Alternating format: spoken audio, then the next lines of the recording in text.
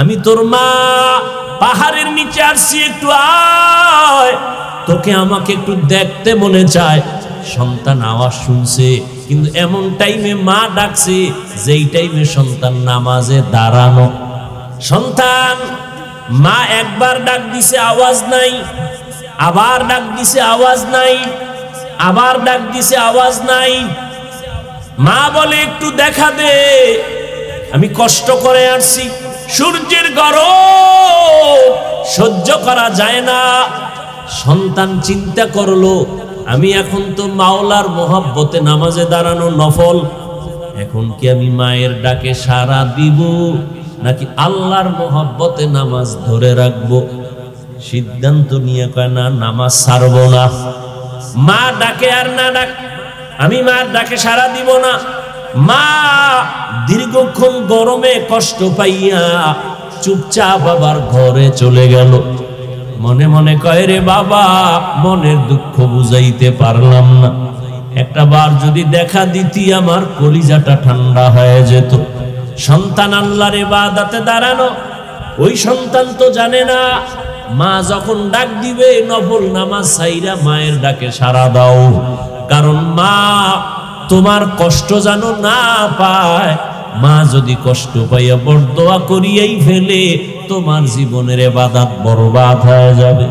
নফল নামাজে দাঁড়ানো আছো, মা ডাক দিলে তাড়াতাড়ি মায়ের ডাকে সাড়া দাও। সন্তান ডাকে সাড়া দেয় নাই, বাড়ি চলে গেল, না আর আসবো না। কিন্তু না, বাড়ি যাইয়া আবার মনটা পাগলনির মতো হয়ে গেল। সন্তানের না দেখলে ভালো লাগে না। মা আবার চিন্তা করে সিদ্ধান্ত নিল, আমি আর একবার সন্তানের কাছে যাব। ঠিক নিয়ত করিয়া রওয়ানা, মা সন্তানকে দেখার জন্য আবার ঠিক ওই রোদের টাইমে হেঁটে হেঁটে পাহাড়ের চূড়ার নিচে গিয়া দাঁড়াইল। পাহাড়ের পাদদেশে দাঁড়াইয়া এমন টাইমে ডাক দিছে, আগের মতো সন্তান আবার নামাজে দাঁড়ানো। মা চিৎকার দিয়া ডাক দিছে, বাবা আমি মায়ের সাথে একটু মোলাকাত কর, দেখা কর। সন্তান আজও নামাজে দাঁড়ানো, চিন্তা করে আমার আম্মুর ডাকে সাড়া দিব নাকি নামাজ ছেড়ে দিব, না নামাজ ধরে রাখবো। সিদ্ধান্ত নিয়া মায়ের ডাকে সাড়া দেয় নাই, নামাজে বসে আছে। মা আজও কষ্ট পাইয়া বিমুখ হয়ে চলে আসলেন। দুইবার হলো, মা বলে আর যাব না, কিন্তু মনেরে মানানো যায় না। শেষ মা বলে আমি আর একবার যাই, এটাই আমার শেষ। মা তৃতীয় দিন আর একবার রওয়ানা, এবার গিয়া ডাকে, শেষবার আসছি বাবা আমাকে একটু দেখা দেও। সন্তান সাড়া দেয় না। এতদিন 2 দিন মা কষ্ট পাইছে ঠিকই, সন্তানের জন্য খারাপ কিছু বলে নাই। আজকে কষ্ট পাইয়া যাওয়ার বেলায় মা একটু কি যেন বলেই ফেললো। মা ডাক দিয়া কা, আল্লাহ ও আসমানের মালিক, আমার সন্তান আমার কষ্ট বুঝলো না, ডাকে সাড়া দিল না, তোমার কাছে আমার একটু বিচার। জিনাকারিনী বেশ্যা মহিলার চেহারা না দেখাইয়া ওরে মরণ দিও না। ওইটা তার কাছে অনেক বড় বড় দোয়া। যদি কিন্তু জিনা করাইয়া মরণ দিও তো আরো মারাত্মক। হালকা কইছে জিনাকারিনী বেশ্যা মহিলার শুধু চেহারাটা দেখাইয়া দিও, বাস এটা ওর জন্য জীবনের বড় ক্ষতির কারণ হবে। গুনাহগার বেশ্যা জেনাকারিনী মহিলার চেহারাটা ওরে দেখাইয়া মরণ দিও, তার আগে দিও না। বেশ্যা নারী, চূড়ান্ত জিনাকারিনী নারীর চেহারা দেখা কত বড় পাপ। আর তার সাথে সারা রাত মোবাইলে কত কথা বলে জীবনটারে নষ্ট করতেছো রে বাবা। মোবাইলে রাত কাটাইতেছো, বেগানার সাথে কথা বলো। একদিকে মরবি না, আগে বিছনায় পড়ে থাকবি, কথার জবান বন্ধ হয়ে যাবে, কারণ কথার বাজেট শেষ হয়ে যাবে। আল্লাহ কথারও কি দিছে? বাজেট। এটা যদি তাড়াতাড়ি শেষ করে ফেলাস না, তো একসময় বোবা হয়ে থাকবি, কথা নাই, কারণ বাজেট শেষ। আর বিছনায় পড়ে থাকবি বোবা। আর যার সাথে তুই এত কথা বলো যে তোর জীবনের জীবন, মরণের মরণ, দুনিয়াতে এমন কোন মাইয়া নাই কোন ছেলের জন্য জীবন আর মরণ হবে, সব হলো ধান্দাবাজ, ধোঁকাবাজ। ও যদি তোর সাথে কোরআন নিয়ে কসম খায়, মনে করবি এটা তোর 13 নাম্বার কসম। সাবধান, এইটা তো আছে স্থায়ী জীবনে তোর আসবে কাল, কলঙ্ক নেমে আসবে, তোর মায়ের জীবনটা নষ্ট হবে, তোর মা বাবার সম্মানের জবাই হয়ে যাবে, কারণে তুই এমন কুলাঙ্গার সন্তান যে তোর চরিত্রের কারণে মা বাবা সমাজে মুখ দেখাইতে পারে না। তুই বেঁচে থাকার থেকে মরাটাই ভালো।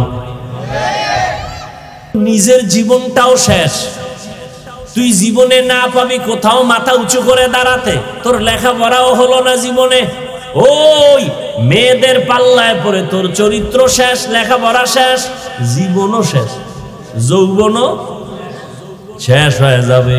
এক সময় কান্না করবি, আপন কান্না পানির মুসা, কেন লোক তোর কাছে পাবি না, মা আসবে না, বাবা আসবে না, মনে কষ্ট, অভিশাপ দিবি, তুই মরে যা। মা বরদোয়া দিছে, জেনাকারিনী মহিলার চেহারা না দেখাইয়া মারবা না। মা চলে গেল, এবার আল্লাহর কাছে ওই মায়ের বরদোয়া কবুল হয়ে গেছে, সাথে সাথে এক এলাকার ভিতরে নাম হয়ে গেছে ওই বান্দার। মানুষেরা বলা বলি করে, আমগো এলাকায় বড় এক বুজুর্গ, কত বড় বুজুর্গ, কয় যার কলঙ্কের কোনো দাগ নাই, 24টা ঘন্টা আল্লাহর ইবাদত করে। কই? কয় পাহাড়ের চূড়ায়। ওই এলাকায় ছিল এক বেশ্যা নারী, জেনাকারিনী মহিলা, সুন্দরী রমণী। সে কয়, তোমার যেই প্রশংসা করলা, যেই আবেদ বান্দা যুবক এত ইবাদত করে, কয় আমি ওর ইবাদত ছুড়াইয়া দেব। কয় তুমি কেন? তোমার 10টা নিল, ওর জীবন যাবে, আল্লাহ ছাড়া কাউকে অ্যাকসেপ্ট করবে না। সুন্দরী মেয়ে মহিলা কয়, আমি পারবো ওরে আল্লাহর থেকে দুনিয়ামুখী করে দিতে। চলে গেল মহিলা চ্যালেঞ্জ দিয়া, একা একা পাহাড়ের চূড়ায় গিয়া ওই ঝুপড়ির সামনে দাঁড়াইল। যুবকটা নামাজে দাঁড়ানো, ওই এলাকার সুন্দরী রমণী এমন পজিশনে দাঁড়াইল যে নজর দিলেই তার নামাজ শেষ হয়ে যাবে, কিন্তু না, মহিলাটা এত ইনায়া বিনায়া বিভিন্ন ভাবে অপকৌশল অবলম্বন করিয়াও যুবকের নামাজ থেকে এক বিন্দু ওর দিকে ফিরাইতে পারে নাই। সেই ইবাদত করনেওয়ালা যুবক, মায়ের দোয়া তো কবুল হইতেইব। এই বেশ্যা নারী আসছে, চেহারাটা দেখলেই এরপরে মায়ের দোয়া কবুল। ও এখনো দেখে, মহিলা বহু কাইফিয়াত করছে যা করার, কিন্তু আল্লাহর বান্দা এক বিন্দু এক সেকেন্ডের জন্য চোখ দুইটা ঘুরায় না, ওই মেয়ের দিকে তাকায় নাই। মেয়েটা হাজারো অপচেষ্টায় ব্যর্থ হইয়া বলে, এখন সোজা যেহেতু পারি নাই, বাঁকা ভাবে ওরে আটকাবো। চলে গেল, চলে যাইয়া পাহাড়ের নিচে পার্শ্বে একটা মাঠ, এরকম ময়দানে বকরির রাখাল ওই মহিলা সুন্দরী রাখালের সাথে জিনা করছে। কার সাথে? রাখালের সাথে জিনা করছে। কিছুদিন পরেই বাচ্চা হলো। কি হলো? এই মহিলা, রাসূলের হাদিস, এই মহিলা বাচ্চা কোলের মধ্যে নিয়া এলাকায় ঘুরা ঘুরা কয়, তোমগো বুজুর্গের জানুনি কি হাল? কয় কি? কয় এই দেখো অবৈধ বাচ্চা ওই বুজুর্গের। বাচ্চা কার? বুজুর্গের না রাখালের? কিন্তু মহিলা যখন ডাইরেক্ট পারে নাই, এবার অপবাদ শুরু করছে, এলাকায় ঘুরা ঘুরা কয় ওই বুজুর্গ আমার সাথে জিনা করছে, এই দেখো তার বাচ্চা। একথা শুই না এলাকার মানুষ লাঠি হাতে নিয়ে রওয়ানা, এই বুজুর্গের আর এলাকায় রাখবো না। উপরে যাইয়া ঘর ভাঙছে, ভাইঙ্গা বলে তোমার ইবাদত বন্ধ করে দাও, তুমি বড় খারাপ। কিন্তু ইবাদতে ছিল নামাজে। হঠাৎ একদিক থেকে কে যেন তার শরীরের উপর একটা টাচ করলো, চিৎকার দিয়া কয় সাবধান, কি হয়েছে বলো। বলে তুমি জিনা করেছো, বাচ্চা হয়েছে, জিনাকারী নারী এলাকায় ঘুরে। বলে আল্লাহর জাতের কসম আমি 1 সেকেন্ডের জন্য কোনো গুনাহ করি নাই, কবিরা গুনাহ করি নাই। বলে কে? বলে ওই মহিলা। কয় আনবানি আমার সামনে। পারবা? কয় পারবো। কয় রেডি হও, আনো। এইবার আল্লাহর বান্দা ওই মানুষ গিয়া মহিলারে রেডি করলো। পারবা বলতে আবেদের সামনে, বুজুর্গের সামনে। কয় পারবো। কয় চলো। পাহাড়ের নিচে এসে সব বসা। আর এই যুবক কাঁদতেছে, আল্লাহ না জানি মায়ের কারণে তুমি আমার উপরে বেজার হয়ে গেছো, কিন্তু তোমার কাছে আমার দাবি, জীবনের একটা সেজদাও যদি তোমার কাছে ভালো লাগে, এর বিনিময়ে তুমি জিনার এই মিথ্যা অপবাদ থেকে আমাকে হেফাজত করো। বাস এবার নিচে নামছে। নাইমা মহিলা এত বড় বেঈমান, সবার সামনে বলে এই পুরুষ আমার সাথে জিনা করছে। এখনো এই মেয়ে আমার দিকে তাকা, তোর সাথে কে জিনা করেছে? বলে তুমি করেছো। বাচ্চাটা দিয়ে দিল। বাচ্চাটারে কোলে আনলো এই আবেদ বুজুর্গ। বাচ্চাটারে কোলে আইনা মনে মনে মালিকেরে বলছে, মালিক তুমি সত্যটা প্রকাশ করে দাও। বাচ্চাটারে কোলে আইনা সবার সামনে বলে, বাচ্চা তুই শিশু, কথা বলতে পারো না, আল্লাহর হুকুমে তুই বল তোর বাবাকে। সাথে সাথে দুধের বাচ্চা জবান খুলে গেছে, ডাক দিয়া কয় আমার বাবা হলো রাখাল।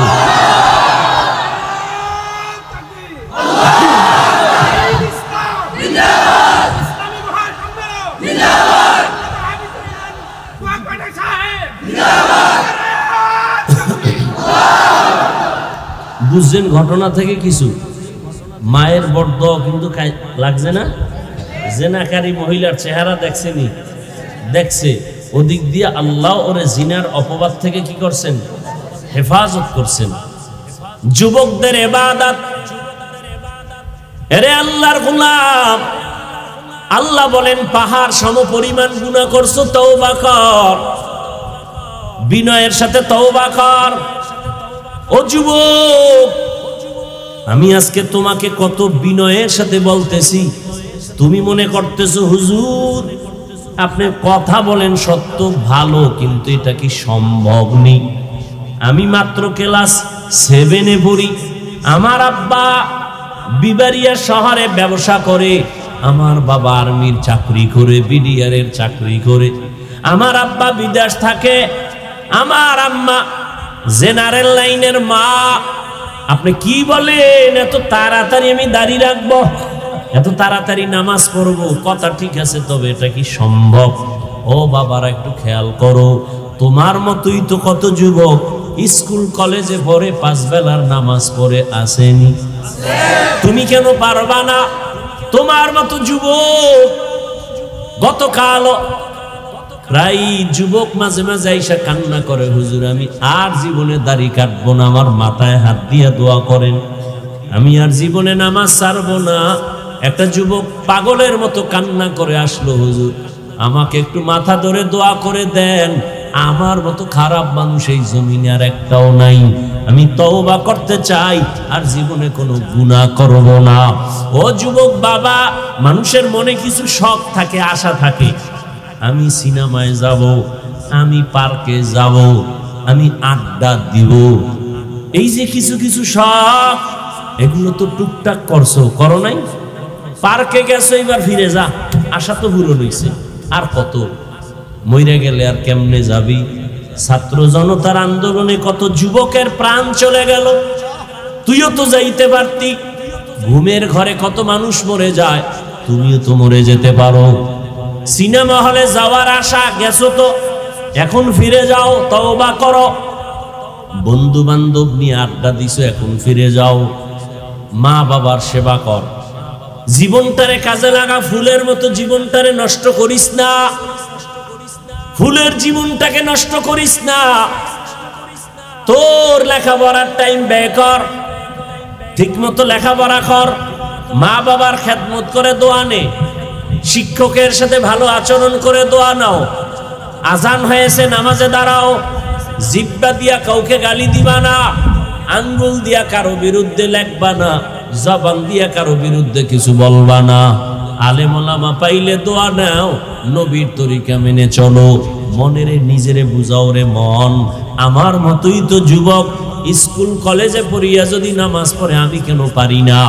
আমার মতো যুবক যদি চাকরি করে, ব্যবসা করে, রাস্তায় গাড়ি চালায়, নামাজ পড়ে আমি কেন পারি না? আল্লাহ তুমি আমারে কবুল করো নাও। আমি আজকে থেকে আর দাড়ি কাটবো না, নামাজ ছাড়বো না, বেপরদায় চলবো না, আর মা বাবারে কষ্ট দিব না, নবীর তরিকার বাহিরে চলবো না, উলামায়ে কেরামের পরামর্শ নিয়ে চলবো। সবার কপালে তওবা নসিব হবে না, সবাই তওবার দরজায় ফিরে আসবে না। আবু জাহাল নবীজির 13 বছর দেখলো, বয়ান শুনলো, কালেমা নসিব হলো না। আর ওমরের মতো বান্দা 27 বছর বয়সে তরবারি নিয়ে যায়, মদিনার নবীর কল্লা ফালাবে মক্কা নগরীতে। ওমরের কত শক্তি, 27 বছরের যুবক যাইয়া হঠাৎ মাথা নরম হয়ে গেছে, দিল নরম হয়ে গেছে।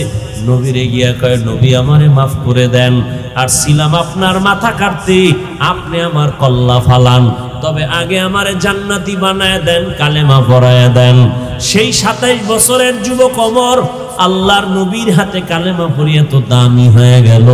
এখন ওমর যেই পথে হাঁটে, ওই পথে কোনো শয়তানও হাঁটে না। এ যুবক, মোবাইল তো চালাবি, জিব্রাইলও যদি আসে, চালাইস না, কালকে ঠাডা ভরবে তোর মাথায়, এরপরও তুই ফিরবি না, যে ঠাডা পড়ুক মোবাইল অবস্থা। যেহেতু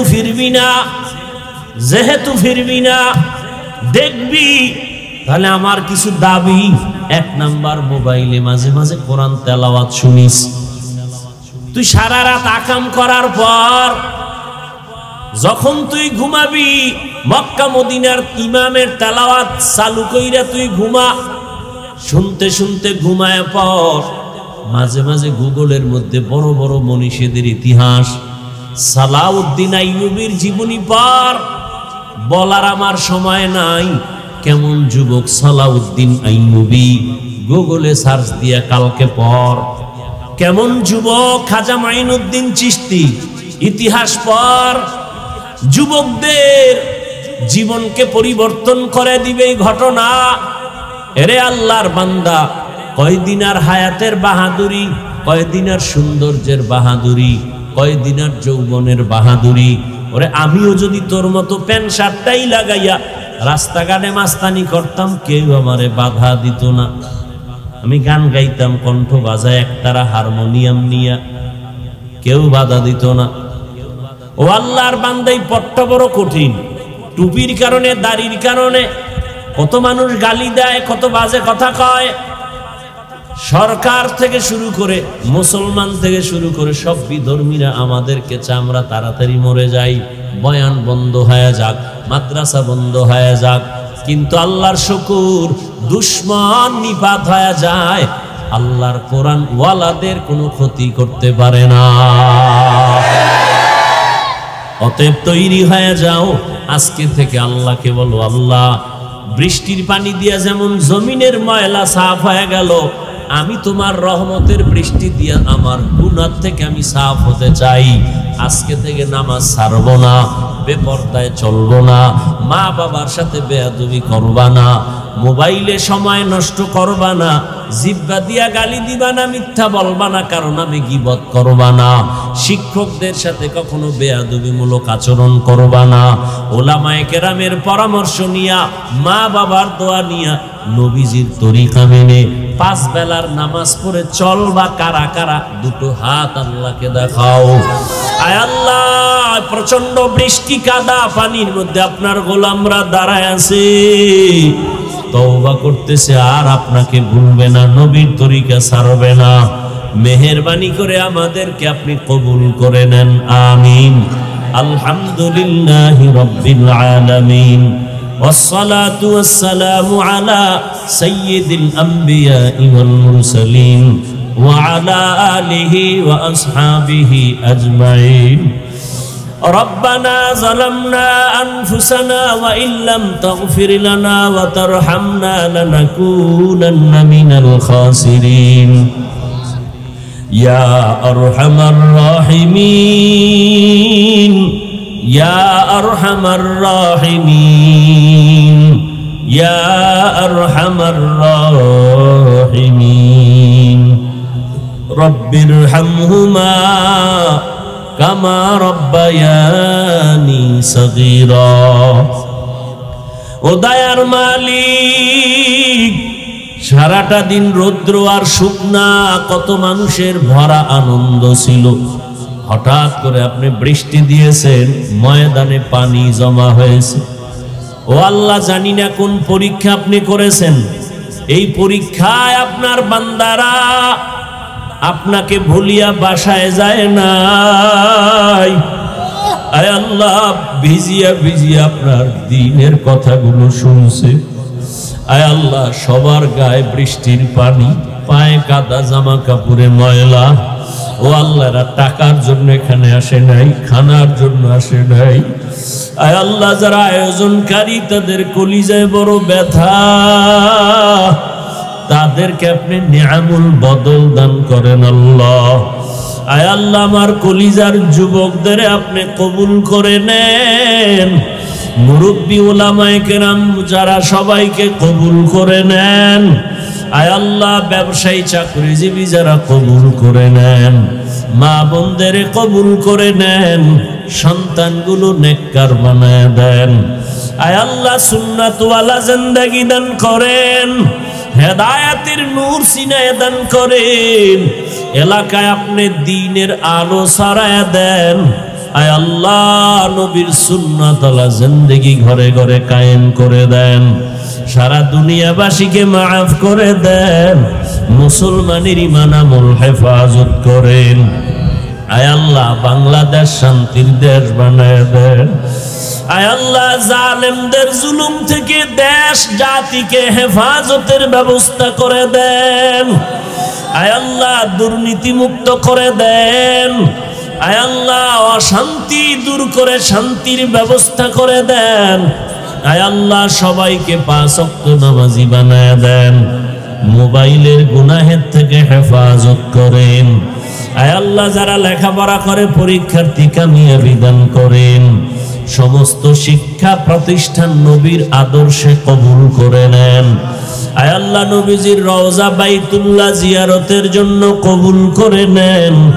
আয় আল্লাহ, আমরা যারা হাত তুলেছি জানি না কার মা নাই, কার বাবাও নাই, অন্ধকার কবর থেকে দোয়া চায়। ও আল্লাহ, জানি না এখানে কারা ইয়তীম, বাবা বলে ডাকতে পারে না, মা হারা অসহায়। মেহেরবানি করে কবর জান্নাত বানায় দেন। যারা বেঁচে আছেন হায়াত বাড়ায় দেন। অসুস্থ যারা, সুস্থতার নিয়ামত বাড়ায় দেন। আয় আল্লাহ, আমাদের হায়াতে বরকত দান করেন, রিজিকে বরকত দান করেন। আয় আল্লাহ, সর্বাবস্থায় সর্বত্র ইজ্জতের হেফাজতের ব্যবস্থা করে দেন। আয় আল্লাহ, সর্বোচ্চ ইজ্জতওয়ালা জিন্দেগি দান করেন। আয় আল্লাহ, মুখালিফের মুওয়াফিক বানায় দেন। জাহিরি বাতিনি দুশমন থেকে হেফাজত করেন। বাতিলের মোকাবেলায় বিজয় করে দেন। আয় আল্লাহ, আপনি সবার সিনায় হেদায়েতের বাতি জ্বালায় দেন। ও আল্লাহ, কাউকে খালি ফিরাইয়া দিয়েন না। দ্বীনের মোহাব্বত, সুন্নতের মোহাব্বত অন্তরে বাড়ায়া দেন। আয় আল্লাহ, আপনার ইবাদতের মজা আমাদেরকে দান করেন। গুনাহের প্রতি ঘৃণা জমায়া দেন। আয় আল্লাহ, নামাজ কাজা হওয়া থেকে হেফাজত করেন। আয় আল্লাহ, বেশি বেশি নেক আমল করার ইখলাসের সাথে তৌফিক দান করেন। আয় আল্লাহ, রিয়া হাসাদ কিবির দূর করে ইখলাস দান করেন। চলার পথে ইজ্জতের সাথে হেফাজত করেন। আয় আল্লাহ, আমাদের জান মাল আহাল পরিবার হেফাজতের ব্যবস্থা করে দেন। আয় আল্লাহ, দিলের নেক আশা পূরণ করে দেন। সাবিরিন, শাকিরিন, জাকিরিনদের অন্তর্ভুক্ত করে দেন। আয় আল্লাহ, আমাদের সন্তানগুলো নেককার বানায় দেন। আয় আল্লাহ, প্রত্যেকটা যুবকের দ্বীনের খাদেম বানায় দেন। আয় আল্লাহ, মাহফিলের বরকত এলাকায় দান করেন। আয় আল্লাহ সবাইকে দ্বীনের জন্য কবুল করে নেন। নবীজি বলেন, কোরআন শরীফ আমার কাছে অত্যন্ত প্রিয় একটি কিতাব, যেই প্রিয়র কোনো তুলনা নাই। আর কোরআন শরীফের মধ্যে যত আয়াত আল্লাহ দিয়েছেন, সূরা জুমারের এই 55 নং আয়াত আমার কাছে আরো বেশি প্রিয়। কারণ আল্লাহ যে কত বড় দয়াময়, এই আয়াতের দ্বারা তা আল্লাহ ব্যক্ত করেছেন। আল্লাহ এই আয়াতের মধ্যে পৃথিবীর প্রত্যেকটা মানুষকে তওবার আহ্বান করেছেন। প্রকারান্তরে আল্লাহ জান্নাত দেওয়ার ওয়াদা করেছেন। তোমরা যারা গুনাহ করেছো বান্দা বান্দি, হিন্দু, বৌদ্ধ, ইহুদি, খ্রিস্টান, সমস্ত ধর্মের মানুষ সবাই কার বান্দা? আল্লাহর বান্দা। আল্লাহ বান্দা বলে সম্বোধন করেছেন। তুমি যেই ধর্মে থাকো, গুনাহ করিয়া নিজেদের উপরে যদি জুলুম করে থাকো, আসো আমার কাছে ফিরে আসো, তওবা করো, আমি আল্লাহ তোমাদের জীবনের সব গুনাহ মুহূর্তে ক্ষমা করে দেব। বড় বড় বড় বড় পাপীদেরকেও আল্লাহ মাফ করেছেন। আর মাফ করার জন্য আল্লাহ কিছু রাস্তা খুলে দিয়েছেন, কাজ দিয়েছেন, এই কাজ করো। যেমন আপনারা এখানে আসছেন, এটা একটা কাজ, একটা আমল, নেক আমল। নবীজি বলেন, আল্লাহর হুকুম, এখানে আসছে একটা ভালো কাজের জন্য, এর বরকতে তার জীবনের সগীরা গুনাহ সব মাফ। দান করবে, এটার কারণে অন্যান্য গুনাহ আল্লাহ মাফ করে দেন। আল্লাহ পাক রাস্তা খুলে দিছেন। আল্লাহ বলেন, বান্দা তুমি জীবনের সব গুনাহ থেকে তওবা করো, আমি তোমার সব গুনাহ মুহূর্তে মাফ করব। বৃষ্টি আসছে, ময়লা সারা দুনিয়ার জমিনে, বৃষ্টির পানি এসে সব ময়লা সাফ করে দেয়, ময়লার কোনো চিহ্নই থাকে না, দুর্গন্ধ থাকে না। ঠিক যারা আল্লাহর মহব্বত নিয়ে গুনাহ করার পরেও তওবা করবে, আল্লাহ রহমতের পানি দিয়া, বৃষ্টি দিয়া সব ময়লা সাফ করে তাকে আল্লাহ পবিত্র বান্দা হিসাবে কবুল করবে।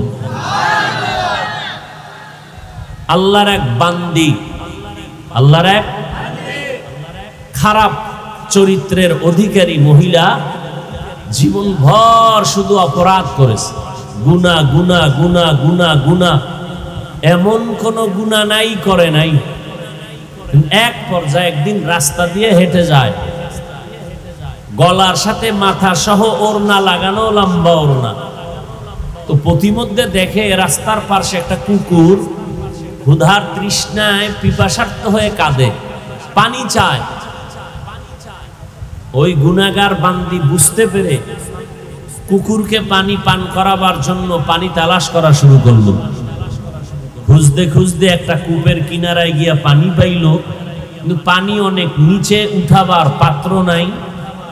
পাত্র বানাইলো, তার পায়ে ছিল চামড়ার মুজা। এই মুজাকে পাত্র বানায়া পানি উঠাবে, মুজা দিয়েও পানি উঠানো যাচ্ছে না, এত নিচে। ওই আল্লাহর বান্দি তখন ওড়নার এক অংশ দিয়া মুজাটাকে বাঁধলো, এরপরে পানির মধ্যে ছাড়লো, পানি উঠাইয়া হেঁটে এসে কুকুরকে পানি পান করায় দিল। নবীজি সাহাবাদেরকে ঘটনা শুনায় বলতেছেন, গাইবি আওয়াজ আসতেছে কোথা থেকে? আল্লাহর পক্ষ থেকে। ও জাহান্নামী নারী, তুমি কুকুরকে যে একটু পানি পান করিয়েছো, মায়ার কারণে, মহব্বতের কারণে, ভালোবাসার কারণে তোমার জীবনের সব পাপ মাপ। আতিনা ফি দারে দুনিয়া না হাসান, আতিনা ফি দারে উকবা না হাসান, ইয়া গিয়াসাল মুস্তাগীসিন ইহদিনা লাফতিখারা বিল উলুমে ওয়াল গিনা। আল্লাহ পাকের এক বান্দা যুবক, বড় আবেদ, বড় শাকির, বড় জাকির, বড় আরিফ। যুবকের ইবাদত, যৌবনের ইবাদত আল্লাহর কাছে বড় দামি। এজন্যই তো রহমতের নবী বলেন, আমার বিপদ মুহূর্তে বুড়ারা আমি মুহাম্মদের বিরোধিতা করেছে, যুবকেরা আমার উপকার করেছে। রহমতের নবী বলেন, কিয়ামতের দিন, মুসিবতের সময় আপন বলতে কেউ থাকবে না, কেউ পরিচয় দিবে না। ওই কঠিন সময় আল্লাহ পাক রব্বুল আলামিন 5টা প্রশ্নের জবাব না নিয়ে কাউকে কদম দিতে দিবেন না। এর মধ্যে 2টা প্রশ্ন হবে তোমার যৌবন নিয়া। একটা মানুষের প্রশ্ন করবে বিভিন্ন ভাবে, কিন্তু যৌবনের উপরে প্রশ্ন হবে 2টা। যৌবনটা তুমি কিভাবে কাটাইছো এর জন্য তুমি জবাব দাও। সম্পদের হিসাব নিবেন, কেমনে আয় করলা ব্যয় করলা। আল্লাহর নবী বলেন যৌবনের এত মূল্য আল্লাহর কাছে, মানুষের কাছেও যুবকদের বড় মূল্য। কি বুড়া হয়ে গেলে তোরে কোনো মাইয়া নিবে? নিবে না। নিবে? নিবে না। কোনো বুড়িকে জুয়ান বিবাহ করবে না, কোনো বুড়াকে যুবতী বিবাহ করবে না। তুমি যদি বুড়া হয়ে যাও, চাকরির মধ্যে তোমার আর মেয়াদ থাকবে না। বুড়া মানুষের মূল্য দুনিয়ার মানুষের কাছেও কম, আল্লাহর আদালতেও কম। যুবকের মূল্য বেশি, যুবকদের ইবাদতের মূল্য আল্লাহর কাছে বেশি। এই যুবক আল্লাহর বান্দা এত পরিমাণ ইবাদত করে, মনে হয় তার খানা এত মজা লাগে না, ইবাদতে এত মজা লাগে। দুনিয়া সব বিমুখ হয়ে গেছে।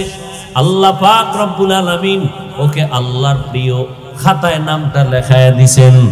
কারণ যারা আল্লাহকে চায় আল্লাহ তাকে কবুল করেন, আর যারা দুনিয়া চায় আল্লাহ তাকে দুনিয়ার রাস্তায় ছেড়ে দেন। মান কানা ইউরিদুল আজিলাতা আজ্জালনা লাহু ফিহা মা নাশা লিমান নুরিদ সুম্মা জাআলনা লাহু জাহান্নাম ইয়াসলাহা মাযমুমান মাদহুরা। আল্লাহ বলেন যারা দুনিয়া আমার কাছে চায় আমি অতি দ্রুত দুনিয়া তাদের দিয়ে দেই, পরিণাম ফলে তার জন্য বানায় রাখলাম জাহান্নাম।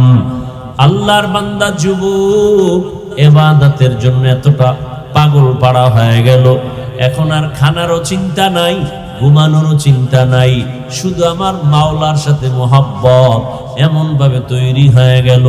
ও আল্লাহর বান্দারা, এই মোহাব্বতটা অন্তরে জমা হয়, জমা করেন আমার আল্লাহ। যেমন আপনারা এখানে আসছেন টাকা দিয়াও এই মানুষগুলো এই বৃষ্টির মাঝে এখানে দাঁড় করায় রাখা যাইতো না, টাকার লোভে খানার লোভেও পারা যাইতো না। এখানে টাকা নাই, পয়সা নাই, খানা নাই, এরপরও কেন এখানে দাঁড়ানো? একমাত্র আমার আল্লাহর মোহাব্বতের কারণ। আল্লাহর মোহাব্বত। যারা দুনিয়াদার, দুনিয়াদার এক দুনিয়াদার গেছি গিয়া পালাইয়া, ওর খবর টবর পাইতেছি না। সে বলছিল দেশে গান বাজনা কইমে গেছে, হুজুর গো মাহফিল আর এই তেলাওয়াতের উৎপাত বেড়ে গেছে। ওর এলাকায় কোন হুজুর দিয়া ওয়াজ করতে দেয় নাই। আমি সেদিন গিয়ে করে আসলাম একেবারে মেইন সেন্টারে। হ্যাঁ, আসলে বুঝে না এর মধ্যে যে একটা মজা আছে, এর ভেতরে মজা। গরুর গোশত আর খিচুড়ি এই বৃষ্টির মধ্যে ভাইলে কি মজা, ঠিক নেই? কি না মজা। তোরে কে দিবে এই সময় খিচুড়ি? তোর মায় যদি দেয় তো ভালো। কিন্তু অনেক বান্দা বলবে খবরদার, আমাকে গরুর গোশত দিবি না, এর থেকে আমার 1 বোতল বিষ দে। ওই বান্দার গরুর গোশতের মজাটা সে কখনো মেনে নিতে পারে না, কিন্তু যে মজা পেয়ে গেছে ওই বান্দা ওই মজার থেকে আলাদা করতে পারে না। একজনে 1 টুকরাও গরুর গোশত খেতে চায় না, আর একজনে 3 প্লেট খায় বলে থাকলে আরো দাও। আল্লাহ পাকের মোহাব্বতের মজা যার অন্তরে ঢুকছে। আমিও মানুষ, তুমিও মানুষ, আমিও মানুষ, তুমিও মানুষ। আমার আকৃতি তোমার আকৃতি এক, তুমি আমি দুনিয়াতে আসছি এক, বিদায় হব একই সিস্টেম। তোমার আমার অঙ্গ প্রত্যঙ্গ সব এক। ও আল্লাহর বান্দা, তুমিও এই দেশের হাওয়া বাতাসে চলো, আমি এই দেশের হাওয়া বাতাসে চলি। ভালোটাও তুমি বুঝো, খারাপটাও তুমি বুঝো। তুমিও 3 বেলা খাও, আমরাও 3 বেলা খাই। তুমিও রাতের বেলা ঘুমাও, আমরাও ঘুমাই। তুমিও বাজারে যাও, আমরাও বাজারে যাই, না যাই না? তুমিও দেশ বিদেশ ঘুরো, আমরাও ঘুরি, কিন্তু বাবা তুমি যে ঘুরতে গেছো ঘোরার পাগলামিতে পড়ে গেছো। আজান কখন হইছে খবর নাই, নামাজ কখন হলো খবর নাই। আর আমি যেদিকেই যাই, যতই ঘুমাই, আমার ঘড়ি আমাকে ডাক দেয়, মুয়াজ্জিন ডাক দেয়, আসসালাতু খায়রুম মিনান নাওম। আমার কাছে তখন আর ঘুম ভালো না, আমি দৌড়াইয়া ঠান্ডার ভেতরে ওযু বানাইয়া নামাজের মুসাল্লায় দাঁড়াই। কারণ আমি সেজদা না দিলে মজা পাই না, আল্লাহকে ডাক না দিলে মজা পাই না। আল্লাহর মোহাব্বত এমন ভাবে অন্তরে ঢুকছে। ও বাবা, তোমাকে আমি বয়ান করতেছি, আল্লাহর হুকুম মানো, নবীর তরিকা মানো। তুমি তো মুসলমান, তুমি তো আল্লাহ মানো, তুমি তো নবী মানো, তুমি কোরআন মানো, হাদিস মানো। আজকে হিন্দুদের বুঝানো দরকার, মুশরিকদের বুঝানো দরকার, ইহুদি খ্রিস্টানকে বুঝানো দরকার, নবীকে, নবীরে চিনো, নবীর আদর্শ মানো। তোমাকে বুঝানো লাগবে কেন? তুমি তো আমার আল্লাহরই গোলাম। তোমার আল্লাহ আমার আল্লাহ তো একজনই, তোমার নবী আমার নবী তো এক, তোমার কোরআন আমার কোরআন তো একটাই, তোমার ধর্ম আমার ধর্ম তো একই ধর্ম, তোমার কাবা আমার কাবা তো একই কাবা। তোমাকে আমি বলতে হবে কেন দাড়ি রাখো? তোমাকে বলতে হবে কেন নামাজ পড়ো? আসলে তোমার মধ্যে মজা ঢুকে নাই, যে কারণে আমি টুপি খুলতে চাই না, তুমি টুপি দিতে চাও না। আমি দাড়ি কাটতে চাই না, তুমি দাড়ি রাখতে চাও না। আমি মসজিদের বাইরে থাকতে চাই না, তুমি ভেতরে ঢুকতে চাও না। আমি পর্দা করতে চাই, তুমি পর্দার বাইরে থাকতে চাও। কারণ তুমি দুনিয়ায় মজা পাইছো। আল্লাহ পাক বলেন, সাবধান, মান কানা ইউরিদুল হায়াতাদ দুনিয়া ওয়া জিনাতাহা, যারা ইচ্ছা করে দুনিয়ার সৌন্দর্য আমার আপন হয়ে যাক, আল্লাহ তাকে দুনিয়ায় দিয়ে দেয়, তার কিন্তু পরিণামে আমল বরবাদ, এবং কিয়ামতের ময়দানে আল্লাহ তাকে গ্রেফতার করে ফেলবেন। এরে নবীর আশিক ও আল্লাহর গোলাম, মুহাব্বত আর ভালোবাসা যার অন্তরে একবার দ্বীনের মুহাব্বত, সুন্নতের মুহাব্বত একবার প্রবেশ করবে, ওই বান্দাকে আর সুন্নত থেকে আলাদা করা যাবে না, বয়ান করা লাগবে না। এরে নবীর আশিক, এত বয়ানের পরেও কেন তুমি ইবাদত করতে চাও না? আসলে তোমার ইবাদতে মজা লাগে নাই। আমি নামাজ পড়তে মজা পাই, তুমি নামাজ না পড়লে বড় মজা লাগে। আমি দাড়ি রাখলে মজা পাই, তুমি দাড়ি না রাখলে বড় মজা পাও। কারণটা কি?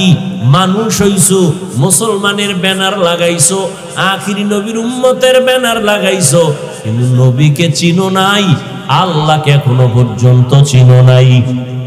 যে চিনছে সে আল্লাহকে ধরে ফেলেছে, যে নবীকে চিনছে সুন্নতের মালা তার গলায় লাগায় দিছে, লাগানোর পরে এমন মজবুত হয়ে গেছে, মরতে রাজি, মদিনার সুন্নত ছাড়তে রাজি না। ওই যুবক আল্লাহর বান্দা ইবাদতে এত মজা পাইছে, এখন এই এলাকায় থাইকা মসজিদে গেলে ভাল লাগে না, বাইর হইলে আবার দুনিয়া, বাইর হইলে বেগানা, বের হইলে আবার গানের আওয়াজ। মনে মনে ভাবে, এমন একটা জায়গা যদি পাইতাম যেখানে গান বাজনার আওয়াজ নাই, বেপর্দা বেগানার আড্ডা নাই, নির্বিঘ্নে শুধু আল্লাহকে ডাকবো। চিন্তা করে করে একটা জায়গা বাইর করছে, বাড়ির অদূরে একটা পাহাড়, ওই পাহাড়ের চূড়ায় গিয়ে আমি আল্লাহরে ডাকবো। ওখানে কোনো বেগানা যাবে না, খেয়াল করো, ওখানে কোনো গানের আওয়াজ যাবে না।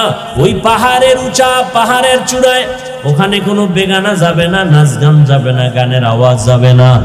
যুবক আল্লাহর বান্দা চিন্তা করে সিদ্ধান্ত নিয়ে পাহাড়ের চূড়ায় গেল। মাকে বলল, মা আমি আল্লাহর ডাকে সাড়া দিয়ে চলে গেলাম, তোমার সাথে মোলাকাত হবে কিনা জানি না, আমি আল্লাহর ইবাদতে রওনা।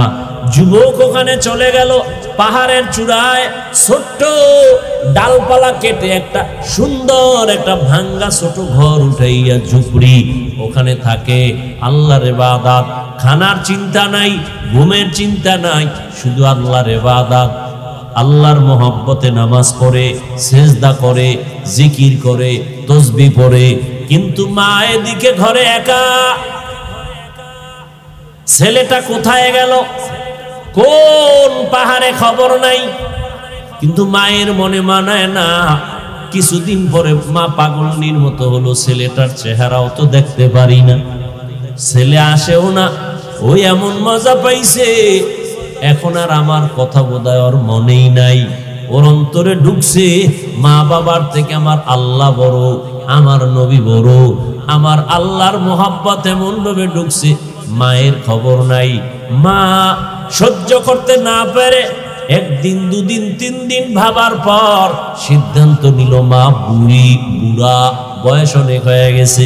চিন্তা ভাবনা করিয়া আমি যাব, ছেলে আসবে না, আমি একটা নজর দেখার জন্য যাব। মা সূর্য যখন একটু উপরে উঠে গেল, প্রচন্ড রোদের তাপ, ঠিক এই সময় মা বের হলো সন্তানকে দেখার জন্য। বুড়ি মহিলা একা একা হেঁটে হেঁটে পাহাড়ের নিচে গেল, উঠতে পারে না, শক্তি নাই।